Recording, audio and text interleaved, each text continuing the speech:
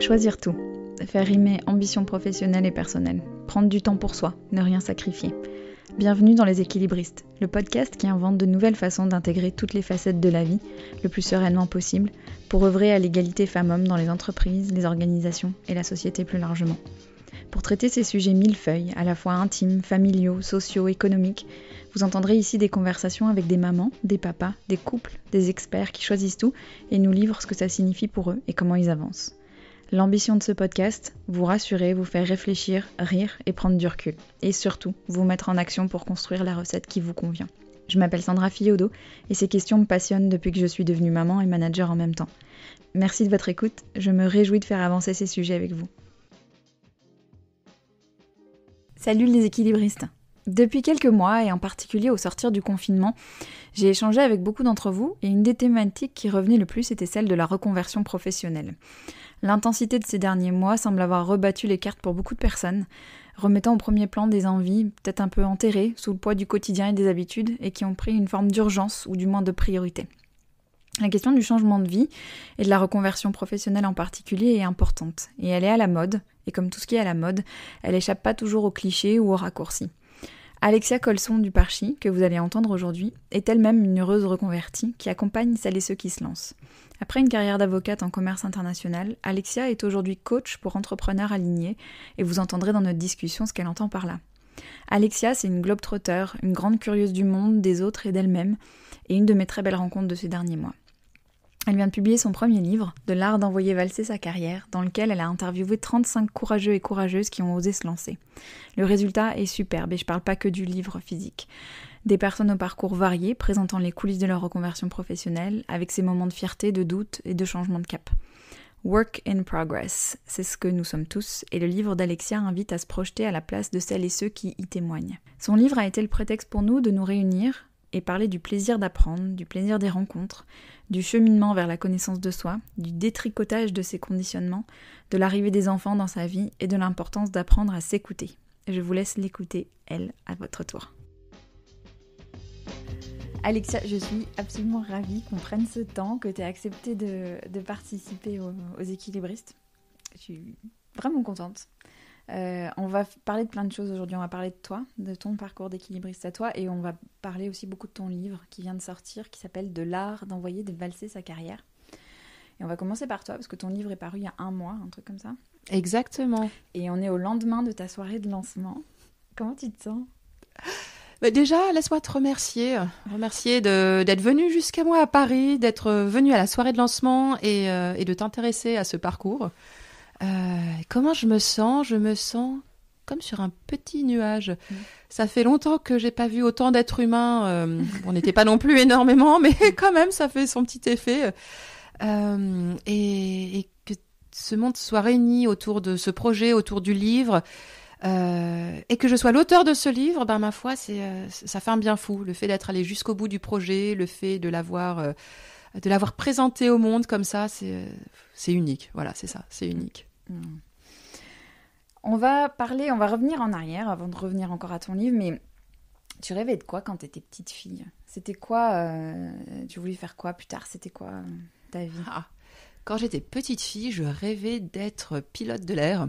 Ah ouais ? Ouais, je rêvais de m'échapper dans un avion tout le temps, de vivre entre 4 valises, de voir tous les pays. Je me faisais une image complètement, je pense, fausse de la vie de pilote de ligne, mais je voulais ça. Voilà, tu voulais voyager ? Je voulais voyager tout le temps, fréquemment, aller tout le temps dans différents pays. Et je pensais que pilote, c'était le moyen de faire ça. Mais c'est un peu ce que tu as fait au final. C'est un peu ce que j'ai fait, mais sans vivre entre 4 valises et à l'hôtel. Voilà. Oui. Et sans piloter des gros Airbus. Ouais, d'accord. Et qu'est-ce qu'on attendait de toi ? Est-ce qu'il y avait... c'était quoi ton contexte familial ? Qu'est-ce qu'on te disait quand tu étais petite ? Très bonne question. Alors, mon contexte familial... j'ai un père qui est self-made man, vraiment. Un père qui était destiné à bosser à l'usine comme tout le monde, ou peut-être comme il était intelligent, peut-être être instituteur, mais en tout cas à rester dans son village et surtout ne pas aller plus loin. Et qui pourtant a fait une carrière fabuleuse et il s'est tout appris lui-même, aussi bien il s'est appris à parler l'anglais, il s'est appris lui-même à parler allemand, enfin il a voyagé partout dans le monde. Et une mère qui, elle, a une très belle éducation, qui vient d'une belle famille. Et par contre, on lui disait, une fille, ça ne fait pas ça. Une fille, ça se marie. Maintenant, tu as fait ton éducation, maintenant, tu vas te marier et faire ce qu'il faut. Et qui pourtant est devenue cartographe. Donc, j'ai des parents pour qui l'éducation, l'apprentissage, la liberté aussi d'apprendre ce que l'on souhaite, c'était essentiel. Et du coup, la pression qu'ils ont mis sur mes épaules et celle de mon frère, sans le vouloir, mais bon, quand on est parent, on met toujours un peu de pression sur ses enfants, c'était de faire des études, de tout consacrer à mes études. Voilà. On nous a donné toute la liberté de faire les études que l'on souhaitait. C'est-à-dire qu'ils m'ont jamais demandé de faire de babysitting, jamais demandé de gagner de l'argent pendant les vacances. C'était, tu vas à l'école, tu bosses, tu te donnes à fond, tu fais ce que tu veux, tu es très bonne dans ce que tu aimes, tu choisis tes études, mais par contre, tu le fais. Et ils nous ont laissé une liberté totale. Mon frère a fait des études très, très poussées. Moi-même, ils ont tout mis à ma disposition pour aller faire des études à l'étranger. Enfin, voilà, et on ne se rendait pas compte de ce que ça impliquait pour eux financièrement, logistiquement, émotionnellement aussi. Donc pour moi, c'était ma seule préoccupation, c'était tu étudies ce que tu plais, ce qui te plaît, et tu le fais bien. Et tu le fais à fond. Voilà. Et ça, c'est ça. Donc après, tu es partie faire des études de droit. Voilà. J'ai rien trouvé de mieux à ça faire que de faire des études de droit, avec toute la liberté que mes parents m'ont donnée. Eh bien, écoute, j'avais toujours en tête de faire l'aviation civile. Ah ouais, donc voilà, c'était quand même là. Oui, c'était quand même là. Vraiment, je veux dire, ça va être incroyable. J'ai fait des études scientifiques, spécialité maths. Je galérais, mais vraiment, c'était pénible pour moi. Mais je m'accrochais. Mais c'était l'année où l'aviation civile, l'ENAC, ne recrutait plus de nouveaux étudiants parce que c'était une période de chômage. Je te parle de la fin des années 90, 1990. Et vraiment un autre siècle. Et du coup, je me suis retrouvée, j'étais dans un bon lycée, j'avais des bonnes notes, enfin tout allait bien, mais je savais pas ce que je voulais faire. Mais vraiment là, à part ça, je m'étais accrochée à ce rêve. Je pense que je savais très bien que j'allais pas le faire, mais ça me donnait une réponse toute faite qui impressionnait un peu la galerie. C'était très pratique de dire que je voulais être pilote. Et là, boum, je savais pas quoi faire. Donc j'ai fait comme tout le monde, en tout cas dans mon lycée. Je me suis inscrite à la fac de droit à Assas. Et quand j'ai annoncé ça à mes parents, ça a été un grand silence, jusqu'à ce que ma mère éclate en sanglots et me dise « Mais pourquoi tu droit ?» C'est vrai? Ah bon? Mais oui, elle m'espérait. Tu sais, pour une femme qui n'a pas vraiment pu faire les études qu'elle voulait, qui n'a pas pu pousser, une femme à qui on reprochait d'être une femme finalement, elle souhaitait pour moi que je devienne une scientifique irréprochable, spécialiste dans son domaine, et vraiment elle aurait aimé que je devienne astrophysicienne ou spécialiste de... c'était quoi? Spécialiste des fourmis à 18 pattes ou que sais-je encore. Voilà, elle voulait quelque chose de très poussé où personne n'irait m'enquiquiner parce que je suis une femme. Et moi, j'ai été élevée comme mon frère, donc je ne comprenais pas du tout de quoi elle voulait me parler. Astrophysicienne, mais j'avais pas du tout les compétences ou l'appétence pour. Alors que le droit, c'est beaucoup de discours, beaucoup d'apprentissage. Toutes mes amies et tous mes amis le faisaient, donc ça me semblait être une très bonne idée. Et je me suis régalée. J'ai adoré mes études de droit. Donc, t'as adoré tes études, et puis après, t'as enchaîné sur ta carrière dans le droit. Oui, absolument. Mais ce qui fait que j'ai adoré les études aussi, c'est que j'ai su les assaisonner à ma façon. Je suis partie en Irlande dans le cadre des échanges Erasmus. Et ça, mais quel bonheur, quelle bouffée d'air frais aussi. Tu vois ce que tu peux faire avec des études de droit, mais avec des études de façon plus générale, un échange culturel, découvrir un autre pays. Tu apprends à être à l'aise dans une langue qui n'est pas la tienne. C'est là où vraiment, moi, j'ai mis le niveau... j'ai bien bossé mon anglais parce qu'il fallait que je puisse suivre les cours en anglais avec les cours en anglais matinés d'un bon accent irlandais. Et il fallait que les gens puissent me comprendre aussi. Et pas qu'à la fac, mais aussi dans la vie de tous les jours, que mes blagues ne tombent pas à plat. Donc tu bosses, quoi. Tu sais, tu t'en rends même pas compte, mais il faut. Et ça m'a donné le goût, ça a confirmé en tout cas mon goût pour la vie à l'étranger. Et je suis revenue en France pour une dernière année d'études, et après je suis partie à McGill, à Montréal, au Canada. Et mais quelle ouverture. Et c'est là-bas, à Montréal, que je me suis résolue à devenir avocate. Pourquoi résolue? Parce que je me suis retrouvée dans le même cas de figure qu'à la fin de mes études au lycée. Je ne savais pas quoi faire. Les études de droit, ça mène à tout. Mais si tu sais pas ce que tu veux faire, tu fais quoi avec toutes ces options? Et donc, j'ai passé le barreau au Québec. Et là, j'ai commencé à déchanter. Voilà. C'était... Pourquoi? Ça devenait la vraie vie. Quand tu es étudiante, tu es extrêmement protégée. Tu te nourris de rêves. Alors, tu étudies énormément. Tu as des rendus, bien sûr. Là-bas, on avait des profs extraordinaires aussi qui stimulaient beaucoup notre intellect, qui nous posaient des questions, qui nous demandaient ce que nous, on pensait. Ça, c'est incroyable quand, pour des Français qui ont fait des études qu'en France, on ne se rend pas du tout compte de l'interaction, du niveau d'interaction et du niveau de responsabilisation par rapport au fait d'avoir des points de vue qu'il y a dans les facs à l'étranger. Moi, j'étais très cadrée. Je pouvais te sortir des thèses, antithèses, synthèses sur tous les points. Mais te dire ce que moi, je pensais... on ne te l'avait jamais demandé. Non, et puis je suis pas une experte. Et ça, c'était très déstabilisant. Mais quelle bonne école, justement. C'était excellent comme exercice. Et là, quand il a fallu passer de l'autre côté du miroir et rentrer réellement dans la vie active, auquel j'avais jamais été préparée, puisque j'avais été tellement protégée par mes parents, finalement... là, j'ai complètement déchanté parce que tu arrêtes d'apprendre. Ou tu apprends quelque chose de complètement différent. Tu apprends à... Tu t'es modélisé, finalement. On te prépare à être la bonne petite avocate pour ce cabinet. Et c'est un excellent cabinet. C'est pas un reproche contre eux. Mais moi, je voulais continuer à apprendre les choses qui m'intéressaient, à piocher tel sujet. Et puis, la pression du temps, quand même, quand tu es étudiante, tu as l'impression qu'on te met sous une pression incroyable, mais... Quand tu rentres dans la vie active, c'est là où tu te rends compte qu'il y a les fameuses deadlines, le travail en équipe aussi, qui est pas du tout de la même nature que ce que tu peux faire à l'université. Enfin, j'étais pas prête et j'ai complètement déchanté, vraiment. Et je suis très fière, donc j'en parlais pas autour de moi, mais tous les soirs, je rentrais à la maison et je pleurais. Ah ouais. Ouais, c'était des pauvres petites larmes de petite fille. Ouais, mais quand même, quoi. Démarrer sa vie professionnelle en étant aussi pas à sa place, en fait. Enfin... C'est ça, c'est exactement le mot, pas à sa place. Et alors, qu'est-ce que tu as fait avec ça? Avec cette information-là? Je me suis acharnée. Ah oui, normal. Très fière. Et puis, tu sais, c'était... Donc là, on était en 2003, de crise financière, c'est ça, oui. Donc, avoir un poste en Amérique du Nord d'avocate dans un très beau cabinet. J'avais un bureau sublime avec la vue sur le Mont-Royal, des collègues charmants. Enfin, tout devait... Enfin, il n'y avait aucune raison d'être malheureuse. J'avais des beaux dossiers de droit du commerce international. Et... Pas le droit de te plaindre. Et pas le droit de me plaindre. Et pourtant, donc je m'accroche en me disant non mais ça va aller, c'est juste la période d'apprentissage, c'est juste un cap à passer, ça va aller mieux. Ensuite on est venu me chercher pour aller à Londres. Alors là t'imagines, moi ça m'a redynamisé, ça te flatte ton ego, tu te dis oh là là, Londres, la capitale de l'Europe, du droit, ça va être incroyable, je vais faire des choses dans cette plateforme internationale. Donc j'en ai à peine parlé à mon conjoint qui est maintenant mon mari. Je lui dis, tiens, j'ai passé un super entretien pour aller à Londres. Ça te dirait? Lui, il n'était pas du tout emballé par ça. Mais moi, j'étais tellement obnubilée, tellement flattée que je me suis dit, allez, hop. En fait, c'est ça qu'il me faut. Il me faut une plus grande ville.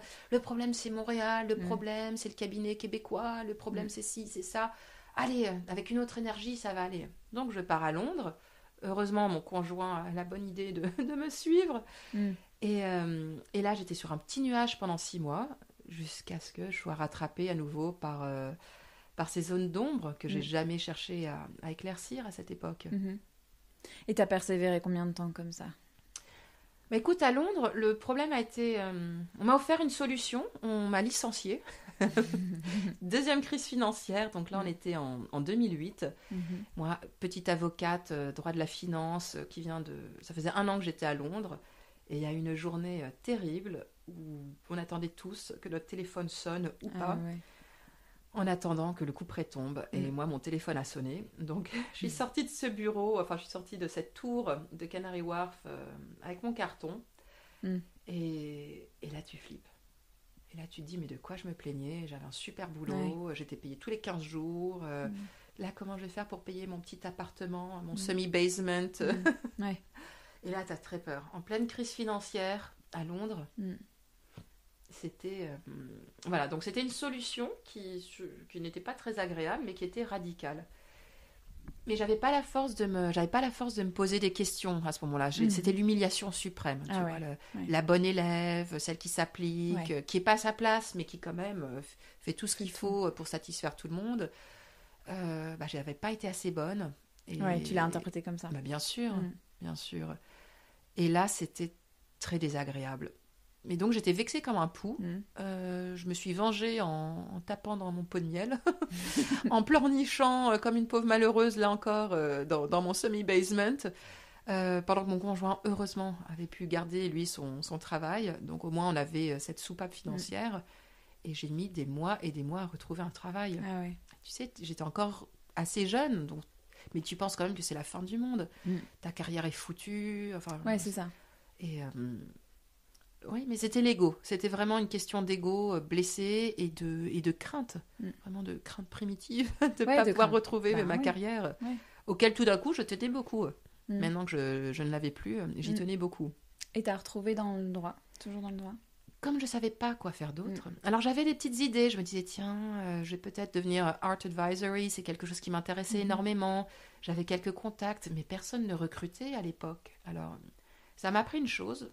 Cette période, ça m'a appris à oser.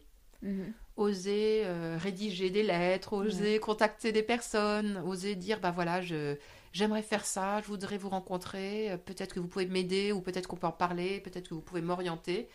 Et les gens ont tous répondu à ces messages avec beaucoup de générosité, ils ont pris le temps. Personne ne m'a offert de boulot à la fin, mais c'était finalement pas un problème. Juste le fait qu'ils m'ouvrent leurs portes, ça m'a appris beaucoup de choses sur la condition humaine et ça m'a appris beaucoup de choses aussi sur moi. Le fait que finalement, j'osais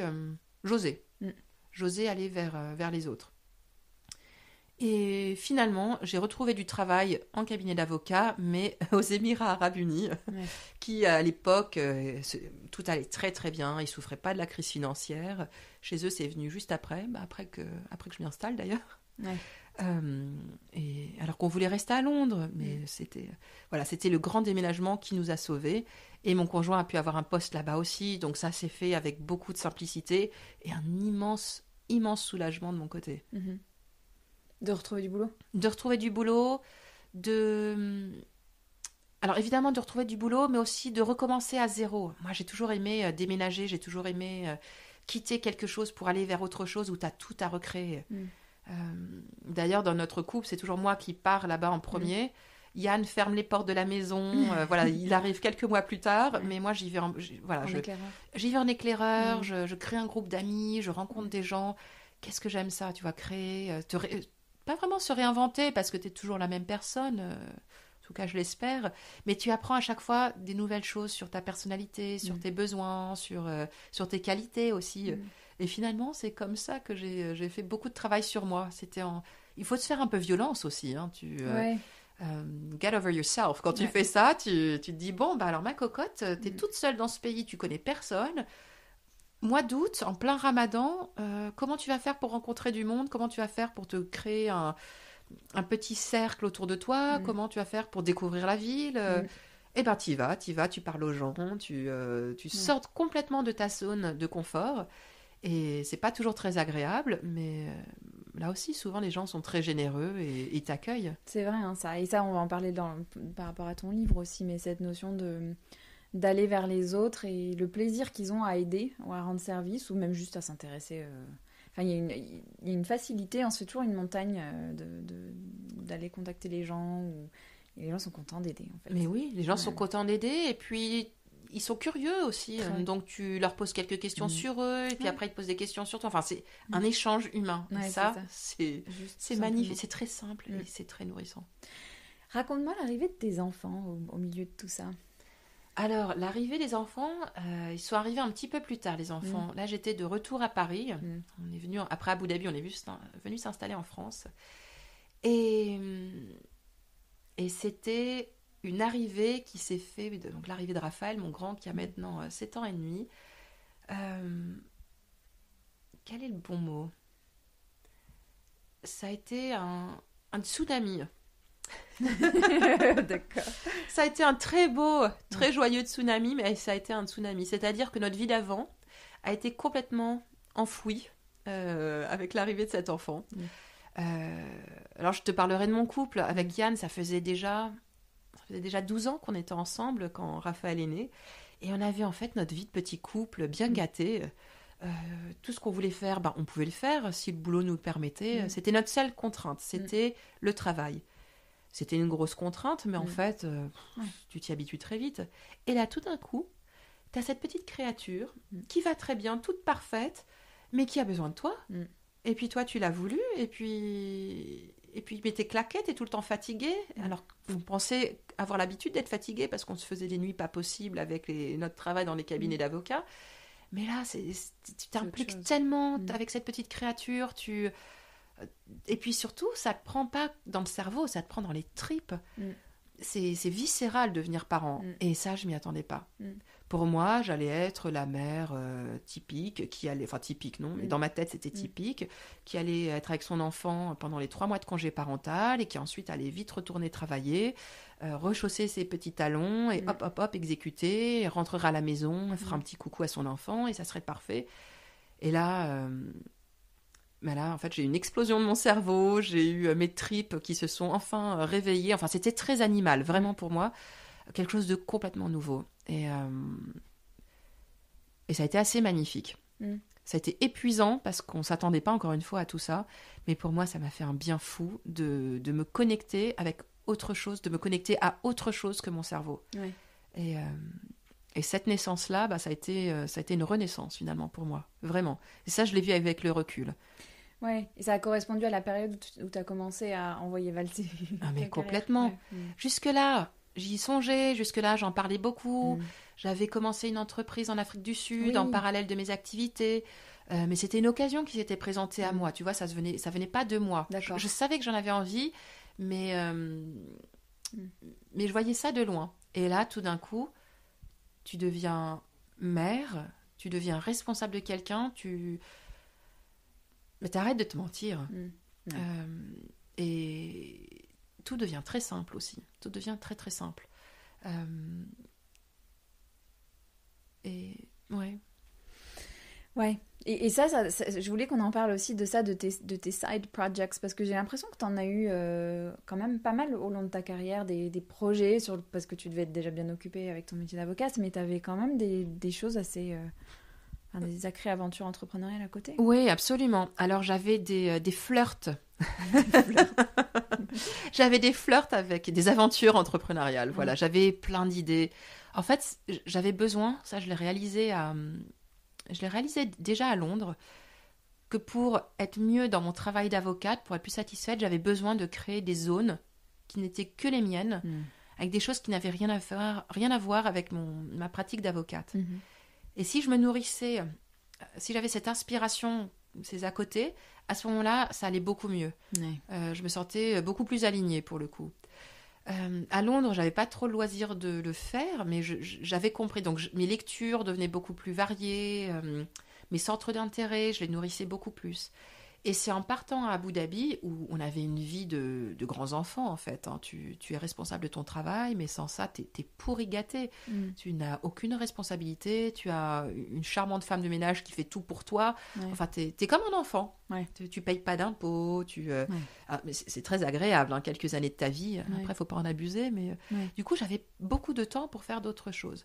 Donc, premier projet entrepreneurial qui a vraiment abouti.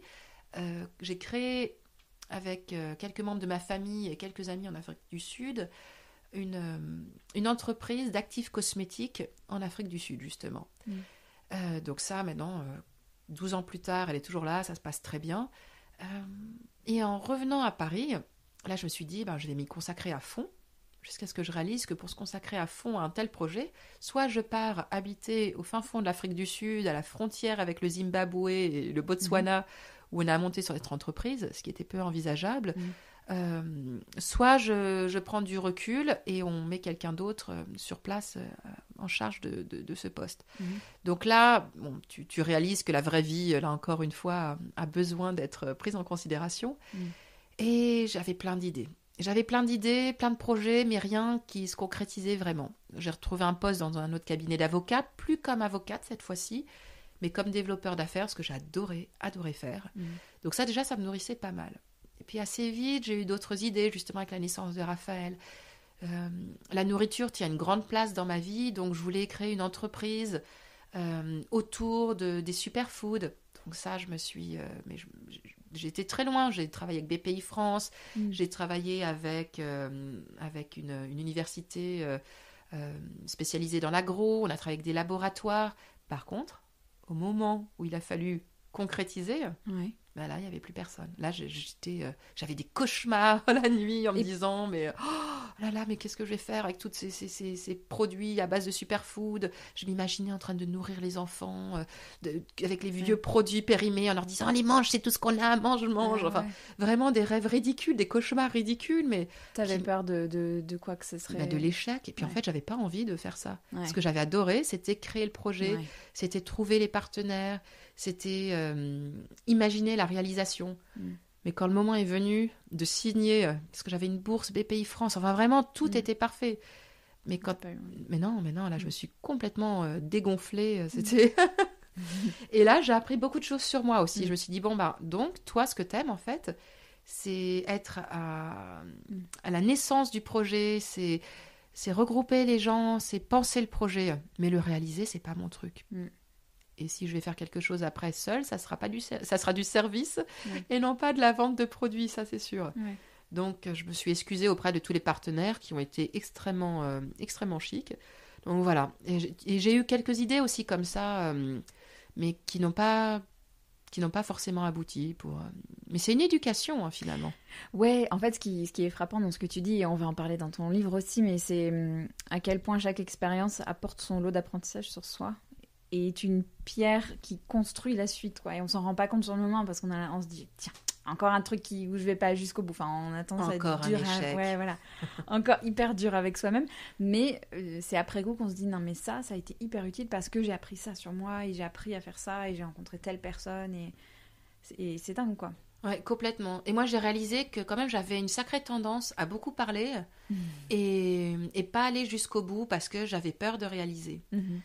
Et après la naissance de ma deuxième fille, de mon deuxième enfant, de notre fille, là je me suis dit, écoute, cette fois-ci, t'arrêtes de parler et tu le fais vraiment. T'arrêtes de rêver, t'arrêtes d'être justement dans l'illusion. Tu vas être dans la vision. Qu'est-ce que tu veux vraiment? Qu'est-ce qui va te faire du bien? Qu'est-ce qui est important pour toi? Et donc là, je me suis vraiment posée. J'ai bossé avec une coach extraordinaire que tu connais, Jenny Chamas. Qui commençait comme coach à cette époque-là. Et ma foi, même en étant à ses débuts, mais elle m'a été d'une aide extrême. Parce que je me devais de... Enfin, c'était assez intensif, ce coaching. Et là, je pouvais pas juste essayer de saupoudrer tout ça, d'illusions ou non. Avec Jenny, qu'est-ce que tu as fait? Tu veux en être où? Quel est ton problème? Enfin, c'était extrêmement concret. Donc, j'avais plus d'excuses tout d'un coup. Et c'est comme ça que je suis rentrée dans les faits concrets, c'est comme ça que je suis rentrée dans l'action, c'est comme ça que je suis allée jusqu'au bout de mon projet, qui a continué à évoluer, mais au moins je me suis lancée. Et ça, je lui dois tellement de choses, Jenny. Et c'est pour ça que je comprends tellement maintenant l'importance d'être accompagnée. Mais c'est clair. Parce que quand tu es seule avec toi-même ou avec ton entourage qui veille sur toi, qui n'a pas envie de te brusquer, qui n'a pas envie de te faire violence, qui n'a pas envie de t'humilier... finalement ils te demandent tu n'as pas de compte à leur rendre et heureusement d'ailleurs ça serait extrêmement désagréable. J'imagine si mon mari m'avait mis la pression en disant t'en es où avec ton projet, t'as encore rien fait, mais ça aurait été insupportable. Alors que là avec Jenny j'avais des comptes à lui rendre et c'était très constructif et j'avais plaisir à m'impressionner moi-même. Et puis surtout tu vas jusqu'au bout de tes pensées. T'as peur mais t'as peur de quoi en fait? Tu sais, au lieu d'avoir ce vague sentiment de crainte, ce vague sentiment de peur, tu vas jusqu'au bout de cette pensée, de ce sentiment, tu mets une image, tu mets des mots dessus. Et une fois que tu as réussi à aller à l'essence de cette peur, tu te dis, bon, d'accord, donc en fait, c'est vraiment ça qui me fait peur. J'ai peur de l'échec, j'ai peur de l'échec financier, j'ai peur que tout le monde, que mes anciens collègues se moquent de moi parce que je me suis rétamée avec mon projet. Bon, est-ce que c'est si grave? Tu dédramatises, puis puis surtout, tu trouves des solutions. Si jamais cette peur venait à se concrétiser, qu'est-ce que tu vas faire dans ce cas-là? Et moi, ça m'a beaucoup aidé d'aller jusqu'au bout de cette peur.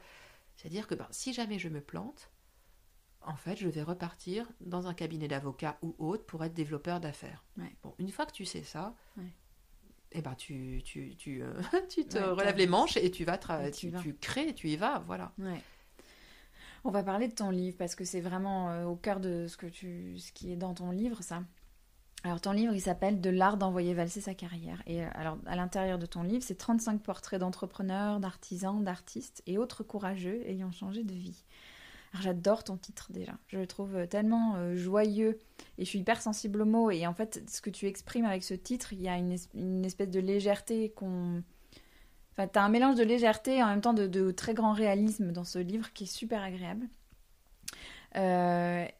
Et ce que j'adore dans ton livre, c'est que tu désacralises pas mal d'idées autour de la reconversion professionnelle, qui est un thème très à la mode, qui a explosé avec la situation qu'on vit dans le monde et qui fait, je pense que c'est une très bonne chose, mais qui fait se poser énormément de questions à plein de gens sur de quoi ils ont réellement envie, qu'est-ce qui est réellement important. Et ton livre montre, enfin, on se fait un peu une montagne de cette reconversion, et je trouve ton livre montre que c'est plutôt des petites collines qui sont franchissables les unes après les autres. Et j'aime bien aussi parce que tu montres les coulisses et que tu vas au-delà des success stories où on se dit tiens, je me suis réveillée un jour, j'avais une idée, 3 mois après j'ai levé des millions et puis après ça a cartonné et c'est génial. Alors j'ai essayé de remettre tout ça par grand mythe ou par grand thème pour que tu puisses nous expliquer un peu comment toi t'as vécu les choses et comment t'as présenté ça. Premier truc, je trouve, c'est on a un peu cette idée de j'ai tout plaqué pour, tu sais, du jour radical. Ouais, genre du jour au lendemain. Voilà, alors ça arrive, mais ce qu'on voit dans ton livre, c'est que la transition, elle est plutôt sur un temps long. Même quand de l'extérieur, on a l'impression que ça a été un truc, que la personne elle a changé brusquement, on se rend compte que c'est plein de pièces, ce qu'on disait tout à l'heure, plein de petites pièces de puzzle et tout qui créent ce changement-là.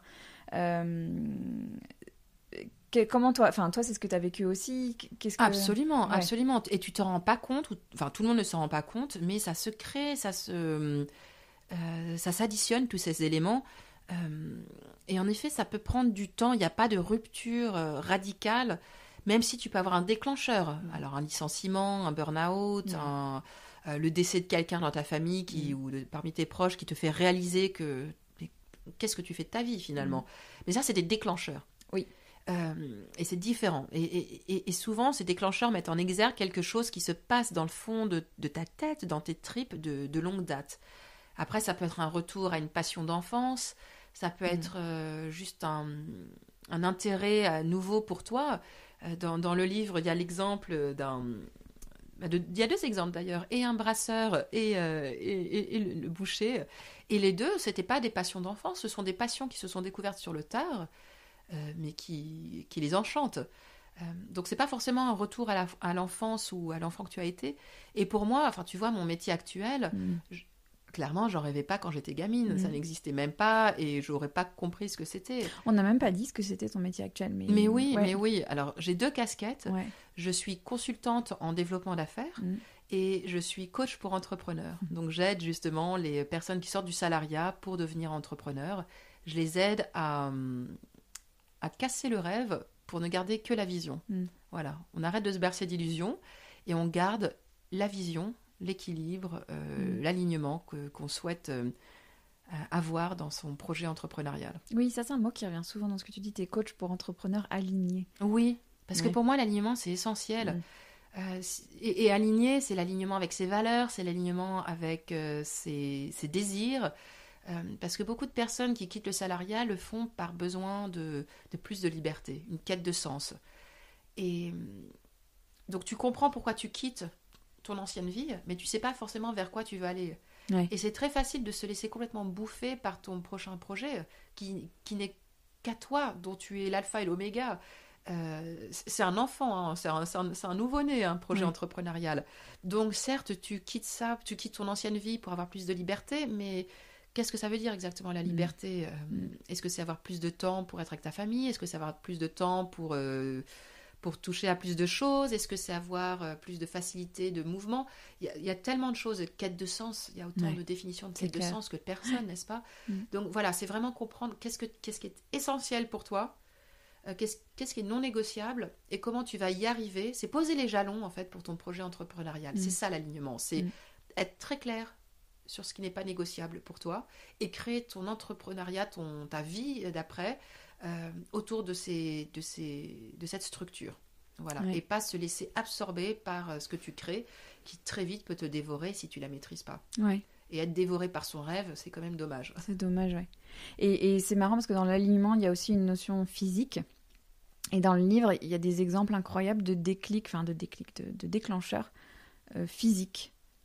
Et des trucs magnifiques, des histoires magnifiques du corps, d'une odeur qui fait prendre conscience de quelque chose, ou d'un mot. Je veux pas spoiler, mais c'est super beau. Absolument. Ça. Mais ça, tu vois, c'est des gens qui sont complètement en phase avec leur sens et qui étaient prêts à recevoir, qui arrêtent de penser qu'avec leur tête et qui, justement, apprennent à sentir, alors avec leur intuition, avec leur petite voix. Moi, ça me fascine, hein, l'impact de ce que je peux appeler les tripes, encore une fois, la petite voix, tout ça. Une fois que tu as son écoute, mais ça te donne des éléments de réponse magnifiques, vraiment magnifiques. Ouais. J'ai écouté, il faut que je te l'envoie, j'ai écouté un podcast avec Elizabeth Gilbert. Chez Tim Ferriss, il n'y a pas longtemps. Un truc de 2 heures. Non, mais c'est génial, ça va te plaire. Je vais te l'envoyer. Mais j'admire les deux. Ouais. Donc... Et je vais mettre l'épisode dans les notes du podcast, mais où elle parle pendant très longtemps de à quel point on a appris à oublier les signaux que nous envoie le corps. Et enfin, dans mon cas, c'est très très vrai. Il y a eu plein de moments dans ma vie où j'ai des choix à faire et où mon corps me disait des choses que mon cerveau niait totalement, ou qu'on essaie de rationaliser en se disant mais non, ça va aller. Et en fait, on le sent pas, juste on le sent pas. Et c'est hyper précieux. Je sais que ça fait partie de ton accompagnement et de ta vision des choses, mais cette notion de s'écouter. S'écouter, absolument. Et attention, parce que plus tu t'écoutes, plus tu deviens sensible à ton corps, à ton environnement, à ce que dégagent les autres autour de toi. Alors là, c'est quand même une magnifique boîte de Pandore que tu peux ouvrir, parce que c'est ça, là, une fois que tu te lances là-dedans, enfin que tu deviens sensible, ou une fois que tu deviens ouvert à ça, c'est un monde incroyable, vraiment incroyable. Ouais. Il y a une grande question qui revient dans ces histoires de changement de vie, c'est celle de l'identité. Parce que c'était Claire et Gaël, là, au tout début de ton livre, qui parlent de leur identité comme très attachées à leur activité professionnelle. Elles sont hyper busy, hyper stressées. Enfin, c'est comme ça qu'elles se définissent. Et c'est vrai qu'en France, quand tu rencontres quelqu'un dans une soirée, c'est « qu'est-ce que tu fais dans la vie ?» Mais c'est vrai. Et tu vas jamais dire « oh non, en fait, ça va, mon travail, non, il n'est pas trop prenant, je suis super heureuse. » Non. Et puis tu te définis par ça. Tu te définis par ça, par ton taux d'occupation, par le stress que tu dois gérer. Oui, ça se dit pas vraiment que tu as un travail que tu adores ou que voilà, t'es pas trop occupé. Non, ça se... Non. Les gens trouvent ça un peu suspect. C'est pas un travail sérieux, alors elle a pas un poste à responsabilité. Oui, c'est vrai, c'est la carte d'identité que tout de suite tu déclines. Et toi, dans tes accompagnements, c'est quelque chose que tu vois, cette notion de changement d'identité, au-delà du changement de statut et d'activité. Est-ce qu'il y a un truc comme ça autour de ça ? Alors, il y a plutôt une crainte. J'observe plutôt une petite frayeur au niveau du statut social. C'est-à-dire, est-ce qu'il y aura pas un petit déclassement social ? Est-ce que les gens vont me considérer autant qu'ils me considèrent aujourd'hui ? Il y a une légère appréhension quand même. Mais après, pour ce qui est du titre, non, en général, les gens sont prêts à l'envoyer valser, le titre, ils ont compris que c'était qu'un beau titre, quelques beaux mots sur un morceau de papier, surtout maintenant où quand même, de plus en plus, on observe que dans les grandes entreprises, on te donne un beau titre ronflant, mais pas forcément l'augmentation qui va avec. Donc il y a un moment où toi-même tu réalises que c'est juste un titre, c'est pas plus que ça. Et j'observe quand même, en tout cas chez mes clients, que ce qui est très important pour eux, c'est leurs valeurs, les valeurs de l'entreprise pour laquelle ils travaillaient, qui n'étaient plus forcément en phase avec les leurs. Et la question du titre, non. Je pense qu'on passe outre assez facilement maintenant. Il y a aussi quelque chose qui revient beaucoup, c'est la question de la définition de ce qu'est la réussite et de l'héritage familial et du poids des gens autour. Il y en a, je sais plus qui dit, c'est Laurent qui parle du paradigme, il dit mais non mais ils ont fait au mieux, c'était le paradigme du succès de leur époque. Et ça, comment on se dépatouille de ça? Enfin, c'est un gros sujet ça, non? C'est un gros sujet. Et moi-même, j'en étais victime, alors que mes parents ne voulaient que ce qu'il y avait de mieux pour moi. Ouais. Enfin, vraiment, ils n'avaient aucune attente exprimée. Et malgré tout, tu as envie de les... Alors, peut-être pas de les impressionner, mais tu as envie de les rassurer, tu as envie de leur montrer que ils ont bien fait de te faire confiance, tu as envie de les... Ouais, c'est ça, c'est un mélange de fierté, un mélange de... Alors, vis-à-vis de tes parents, vis-à-vis de ton entourage aussi. Ah, bah moi, mes études. Ah, bah moi, regardez mon poste. Ah non, là, je vais pas pouvoir vous voir parce que je suis très occupée. Tu t'en joues complètement. Et c'est formateur aussi. Quand t'as la vingtaine, t'as pas grand-chose. T'as pas encore vraiment... En tout cas, moi, j'avais pas de vraie personnalité bien définie. Je me définissais par rapport à mon entourage, par rapport à mon titre, par rapport au lieu où je vivais. J'avais pas encore ma personnalité bien aboutie. Et donc, c'est ces éléments qui font que tu es la personne que tu présentes au monde. Et puis, j'ai l'impression, en tout cas, avec toutes ces personnes que j'ai interviewées, que c'est l'expérience, c'est l'âge. Ouais.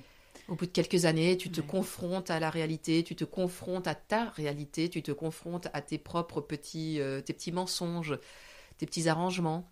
Et puis à un moment, tu n'as plus l'énergie, quoi. Et puis surtout, tu apprends à te connaître, tu apprends à vraiment savoir ce qui te plaît, tu apprends à vraiment savoir là où tu es bon, là où tu es pas bon, là tu es bon mais où tu ne prends aucun plaisir, là où tu n'es pas bon alors que pourtant ça t'intéresse et tu voudrais, mais... Et c'est ça qui est fascinant. Et heureusement que l'apprentissage ne s'arrête pas quand tu sors de tes études. Donc pour moi... Et vraiment, j'en suis persuadée, le travail n'est qu'une forme de développement personnel. C'est-à-dire que c'est un moyen pour toi d'apprendre à mieux te connaître. Et surtout, le travail, c'est fait pour se trouver et se développer et donner encore plus à soi, à son entourage. C'est ça, le travail, c'est pas juste un salaire. Bon, je sais que c'est un luxe de pouvoir dire ça, je sais que c'est pas donné à tout le monde. Je sais qu'il y en a qui n'ont pas le choix. Mais pouvoir se trouver par son travail, grâce à son travail, et le nourrir, le réinventer, mais quel cadeau, quel cadeau. Et comme on va tous être amenés à travailler de longues années, mais vraiment pour moi c'est une perspective qui a tout changé. Le jour où j'ai réalisé que c'était pas juste pour une carte de visite, c'était pas juste pour un magnifique salaire, c'était pas juste pour en foutre plein la vue à mes amis, mais là tu te dis en fait c'est pour moi, mon travail je le fais pour moi, donc ça serait bien qu'il me plaise. Ouais. Mais tu vois ce que tu dis là sur... le fait que c'est avec le temps, c'est une question que je me pose. Est-ce que en aidant mieux les enfants, les jeunes dans leur orientation, est-ce qu'on arriverait, tu vois, en leur faisant passer c'est débile ce que je veux dire, mais des strengths finder beaucoup plus jeunes ou ce genre de trucs, pour leur apprendre à bien se connaître? Et est-ce que tu crois qu'on peut faire ce travail-là plus tôt? Ou est-ce qu'on est obligé de passer par des années d'expérience qui font qu'on se confronte à des choses, qu'on se plante, qu'on réussit? Est-ce qu'on peut écrabouiller la learning curve, tu vois? Je pense pas qu'il faille écrabouiller cette learning curve. Elle est essentielle. Ouais. Par contre, savoir se connaître, savoir apprendre à apprendre. Moi, je le vois avec mes enfants, tu sais... Moi, dans ma classe, quand j'étais à l'école primaire, tout le monde devait apprendre de la même façon. C'était la répétition, ad nauseum. J'observe dans l'école de mon fils qu'on leur demande d'apprendre leur poème, par exemple, pour prendre un exemple tout bête, de façon très différente. On leur propose de l'apprendre en musique, en le chantant, on leur propose de l'apprendre en le réécrivant, on leur propose de l'apprendre en le répétant. Et c'est fantastique parce qu'ils apprennent que il y a une méthode qui est peut-être plus agréable pour eux, il y a une méthode qui marche mieux. Au moins, on leur montre qu'il y a des possibilités. Et le fait de savoir qu'il n'y a pas un format, un modèle, un moule identique pour tous, déjà, tu te dis, donc ça veut dire que moi, je ne suis pas identique à mon camarade de classe. Donc, si tu n'es pas identique dans ta façon d'apprendre, ça veut dire que tu n'es pas non plus identique dans ta façon de réagir. Et c'est là où je pense qu'il y a un travail considérable à faire. Vraiment, c'est apprendre à mieux se connaître. Donc ça, c'est un travail que l'école ne peut pas forcément faire, même si ça serait bien si vous pouvez en faire un peu plus, bien sûr. Mais pour nous, il y a tellement de recherches maintenant sur l'impact du cerveau, sur l'impact, les neurosciences, mais c'est fascinant. Moi, la moitié de ma bibliothèque, là, c'est sur les neurosciences. Et l'autre moitié, c'est sur les réactions. Une fois que tu as ces connaissances, une fois que tu comprends comment tu réagis au stimulus de ton entourage. Et ça, c'est magnifique. Donc moi, j'essaye, je sais, à mon petit niveau, de passer ces connaissances. Donc oui, si on pouvait donner un peu plus de ça, mais après se frotter à la vie réelle, mais c'est là où tu apprends tout, tu en as besoin. Et d'ailleurs, vraiment fascinant, aucune personne dans le livre n'a regretté sa carrière d'avant. Alors qu'il y en a eu qui ont des expériences assez désagréables, assez humiliantes, assez pénibles mentalement, physiquement, mais personne ne regrette d'avoir eu ces carrières avant, parce qu'il y a un phénomène de stratification. Tout ça n'est jamais perdu. Ça t'alimente, ça fait de toi la personne que tu es aujourd'hui. Soit par réaction, tu sais que tu ne voudras jamais retrouver ça, soit par apprentissage, tu as appris tellement de choses que ça nourrit ta profession d'aujourd'hui. Ça fait de toi le succès que tu es, parce que tu as su moderniser. Je pense à Marie qui a la tête qui a créé Maison Fragile. C'est de la porcelaine de Limoges, mais elle a complètement réinventé ce milieu. Elle vient du milieu de la pub, et évidemment qu'elle a pris avec elle sa boîte à outils de son ancien métier, de cette industrie. Et c'est fantastique, à elle seule, tout ce qu'elle arrive à faire. C'est une femme orchestre. Et ça, c'est vrai de beaucoup. De toute façon, tu vas toujours tirer quelque chose de ça, parce que c'est un apprentissage. C'est même dans le pire des cas, même quand ça a été un échec, avec le temps, tu apprends à voir ce que tu as pu apprendre. Et donc, voilà, on a du temps. Rien n'est perdu. Ouais, exactement. Ouais. Tout se construit sur la base de ça. Tout à fait. Comment tu as eu l'idée de ce livre ? C'était quoi ton ambition en écrivant ça ? Alors moi, je suis une personne à personne. J'aime les gens. J'adore de faire en sorte que les gens puissent se rencontrer. Je suis une espèce de facilitatrice de rencontres humaines. Ça faisait longtemps que j'avais en tête d'organiser une plateforme pour que tous ces gens que je connais par le biais de mon entourage, parce que c'est mes amis, parce que ce sont des clients, ou parce que j'en avais entendu, ça faisait longtemps que je voulais faire en sorte qu'ils se rencontrent. Alors j'avais tenté de créer un club, j'avais plein d'idées, jusqu'au jour où j'ai une fulgurance, en me brossant les dents, pour être exact. Et je me suis dit, mais en fait, c'est bien sûr, c'est un livre.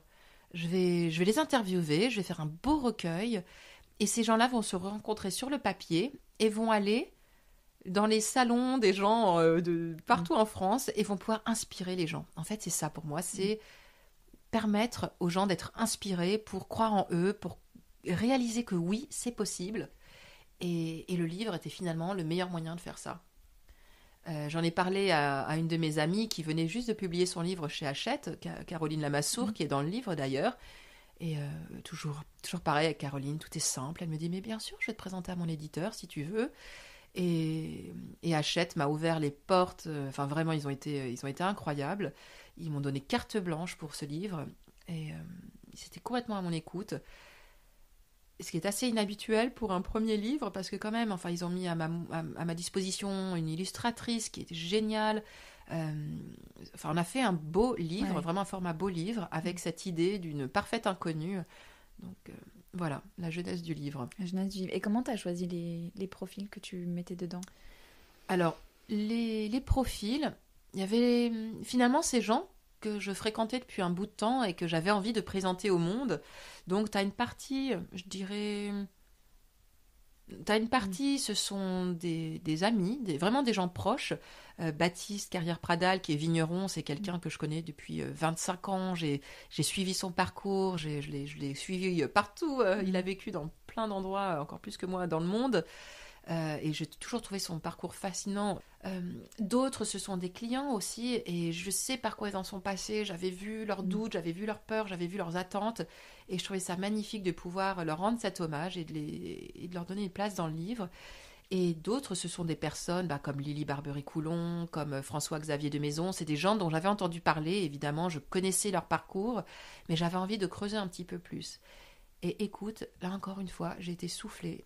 J'ai contacté ces gens, mais email, SMS, Et ils m'ont répondu, mais oui, bien sûr, on parle quand tu veux, viens, bien sûr, viens m'interroger, on va faire cette interview. Et ils m'ont accueilli avec une simplicité, ils ont partagé leur histoire avec beaucoup de générosité. Et ça, encore une fois, je me dis que l'espèce humaine, il y a quand même des très belles choses. Ouais. Ouais. Et alors, c'est rigolo parce que donc, tu parles des peurs et des doutes qui sont toujours présentes. Voilà, on a l'impression que c'est un frein, mais c'est un moteur. Ouais, c'est un moteur. Un moteur désagréable, mais un moteur. Ouais, exactement. Et il y a un remède, je trouve, tu vois, si on veut vraiment aller dans cette notion de qu'est-ce qui fait qu'on peut arriver à la dépasser, c'est cette notion de générosité. Et c'est Clotilde qui en parle super bien. J'adore ce qu'elle raconte sur l'émerveillement, tu vois, où elle a pris le processus, enfin, elle a pris ça avec beaucoup d'émerveillement. Qu'est-ce qu'il y a d'autre qui peut aider, tu vois, quand on est face à ces peurs, quand on se dit, mais voilà, que t'as tous les doutes et toutes les idées dans ta tête qui tournent en rond. Qu'est-ce qui protège de ça? Enfin, qu'est-ce qui fait que ça te freine pas?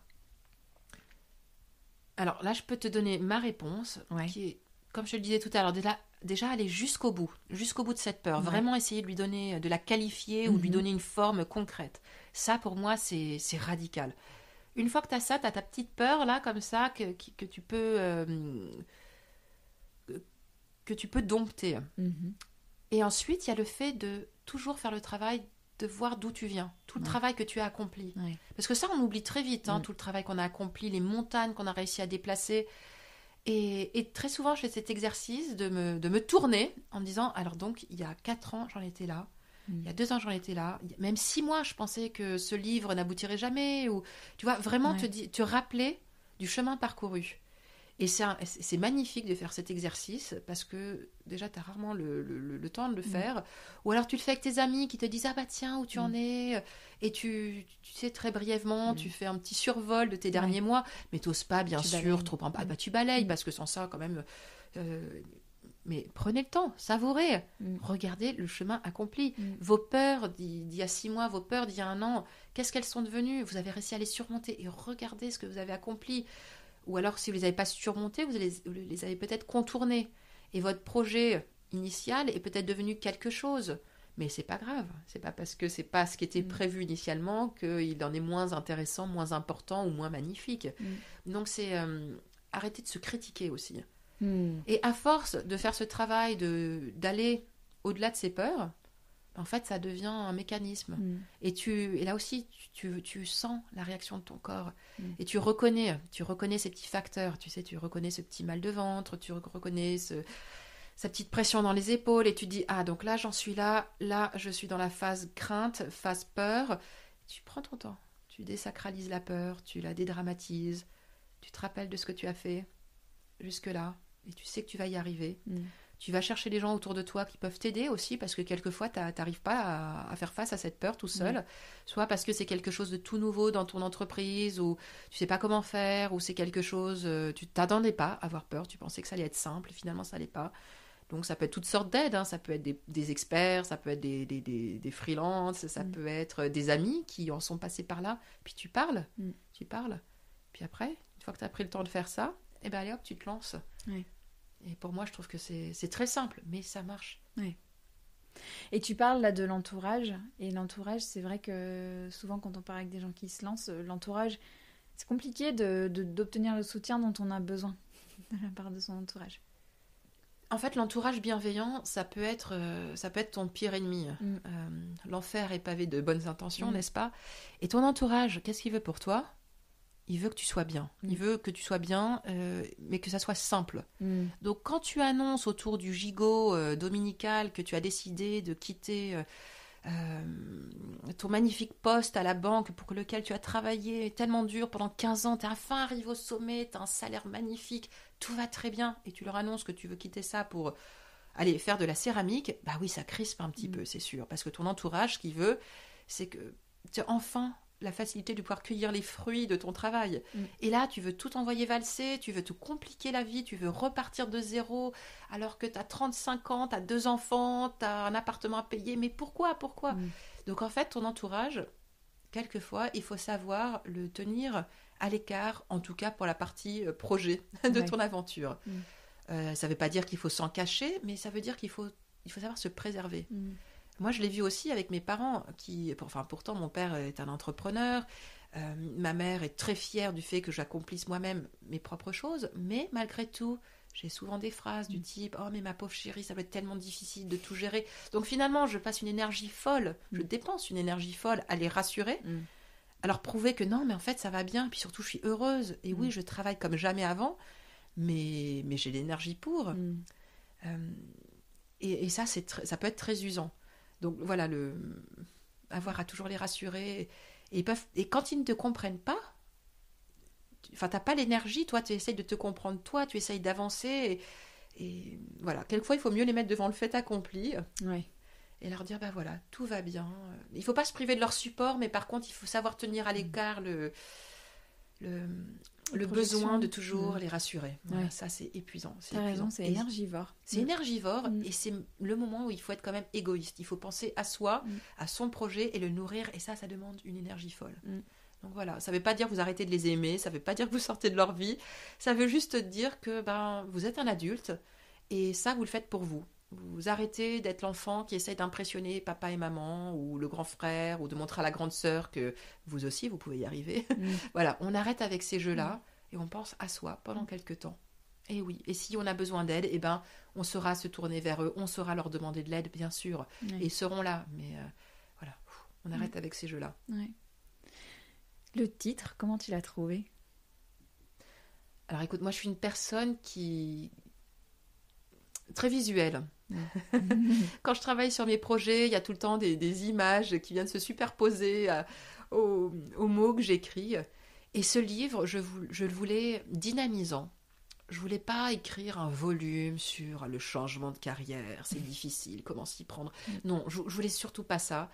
Il y a des experts qui expliquent très très bien comment s'y prendre. Vraiment, c'était pas l'objet de mon ouvrage. Je voulais quelque chose de joyeux, je voulais quelque chose qui montre que les galères peuvent très bien se finir, que les histoires difficiles peuvent très bien devenir plus faciles, plus légères. Et donc, je voulais ce geste de mouvement. Et pour moi, une valse, mais c'est joyeux, c'est grisant, une valse. Et j'aime beaucoup les expressions françaises. Ouais. Donc là, voilà, je l'ai proposé à Hachette. À l'époque, d'ailleurs, c'était de l'art d'envoyer valser votre brillante carrière.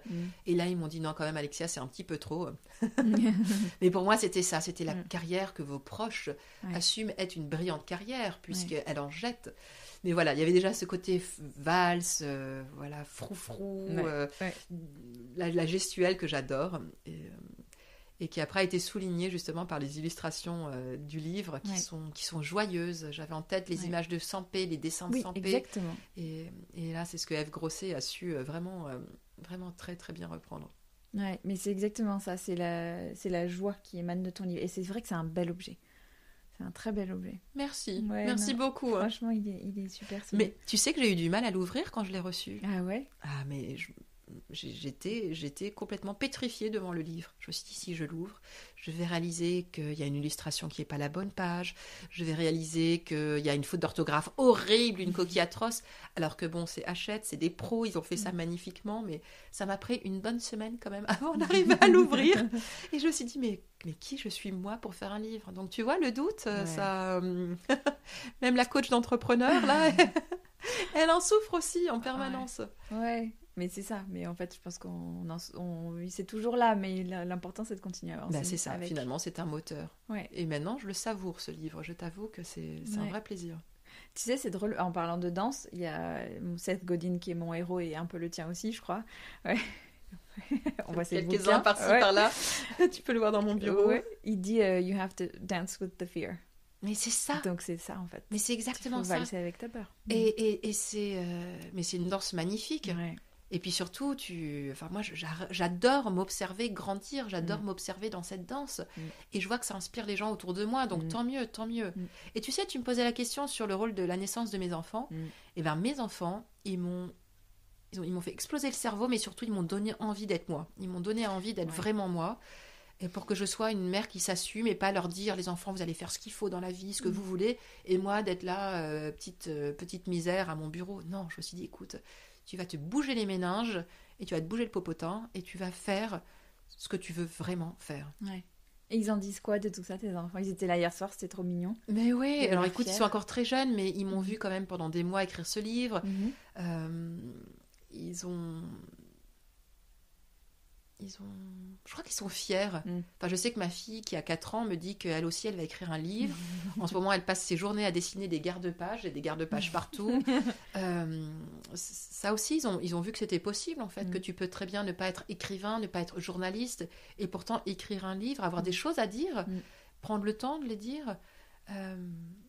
Ils ont vu aussi que leur père faisait tout pour que j'ai le temps disponible pour l'écrire, ce livre. Il est parti en vacances plusieurs fois avec eux, sans moi, pour que j'ai le temps de faire ça.